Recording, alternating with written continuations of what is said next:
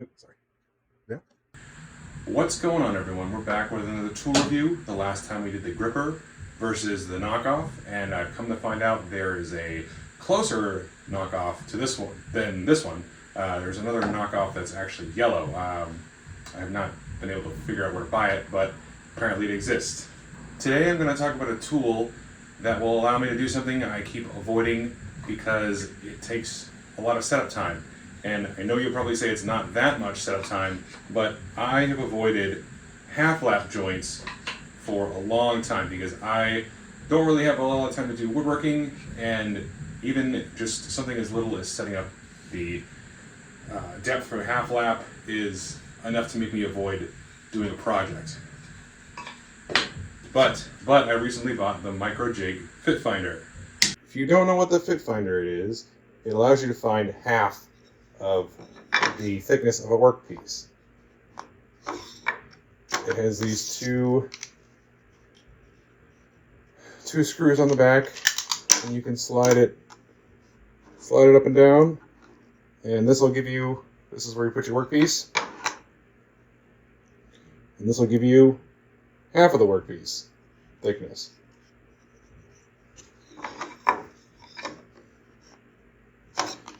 It's got some magnets on the bottom, so you can set it right next to the table saw blade. And I'm going to show you how it works.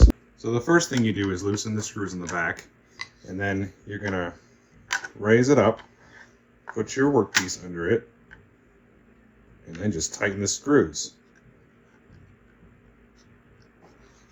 And that should be exactly half of the thickness of your workpiece, so you can cut a half lap. And if you'd like to verify, you can do just that.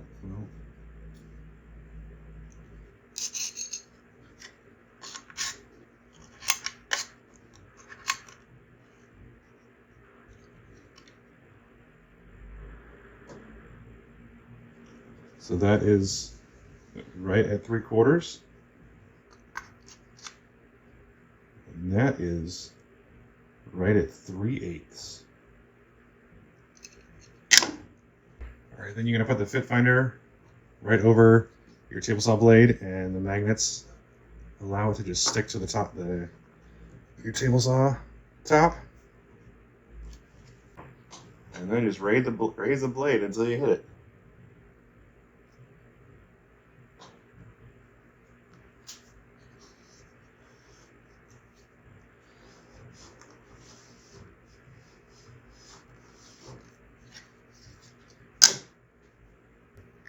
I like to use the table saw fence to mark out my reference lines,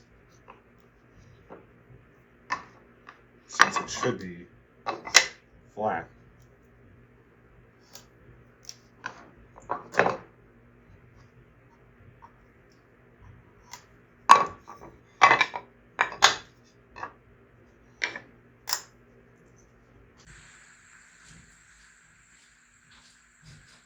Alright, we've got our lines laid out, so now what I like to do is make the cut. And I haven't bought the dado brake for this, so I can't use my dado stack yet. I mean, I could, but that would defeat the purpose of owning a saw stop, so we just have the regular blade in. And it's not a flat top blade, so I'm going to have to kind of do the whole back and forth across the blade, or sand it down a little bit. We'll see what happens.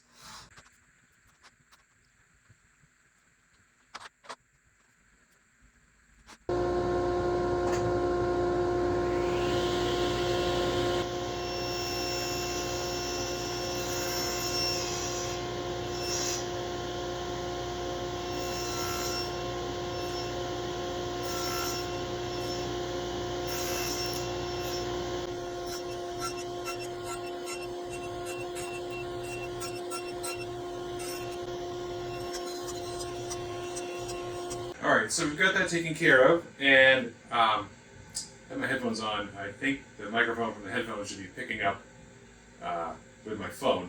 One day I'll get a new microphone for the USB 3.0. So now we got that, let's check it with the Fit Finder gauge and see how it did. Alright, so we still have it set to where it was before. So there's the workpiece thickness, and this is the one I just cut. Ooh, that is right dead on. Let's see how it compares to the one I already cut. Because, oh yeah, that, oops, sorry. That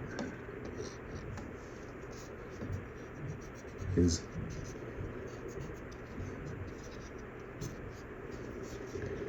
very flat.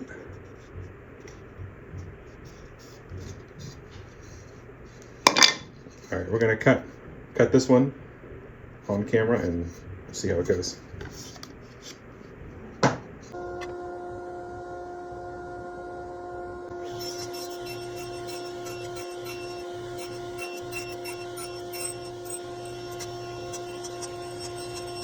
All right, let's see how we did. Hopefully you guys can see too.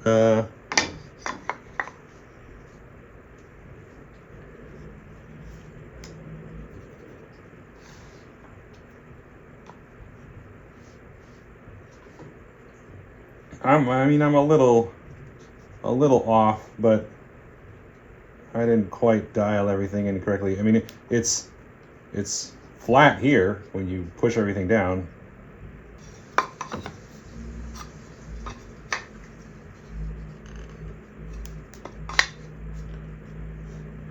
Let's see. Yeah, I mean that's pretty good, and I mean I would obviously want to do test cuts with everything before I actually did the final piece, but I mean that's about as good as you're gonna get with almost no setup and refining. I mean, if you dial it in, I mean, you can get it. This is pretty flat, but you could get it a little flatter.